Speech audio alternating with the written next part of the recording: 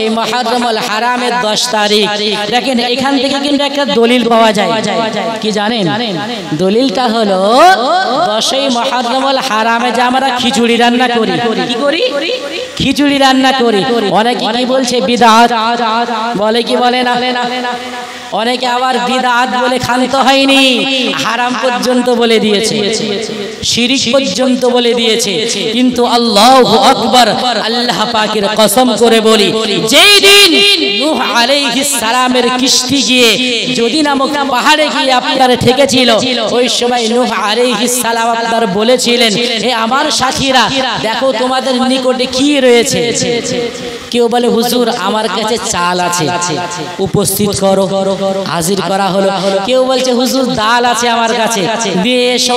কেউ বলে হুজুর আমার কাছে তেল আছে, নিয়ে এসো। কেউ বলে হুজুর আমার কাছে আলু রয়েছে, নিয়ে এসো। এবার 5 রকম জিনিস দিয়ে একত্রিত করে, আচ্ছা বলেন তো আপনারা বুদ্ধিজীবী মানুষ, 5 রকম জিনিস মিক্স করে আপনার কি তৈরি করা হয়? খিচুড়ি। স্পষ্ট আমরা দলিল পেয়ে গেলাম। নূহ আলাইহিস সালাম যে আপনার খিচুড়ি আপনার রান্না করেছিলেন, এটা আপনার আমাদের জন্য দলিল হয়ে গেল।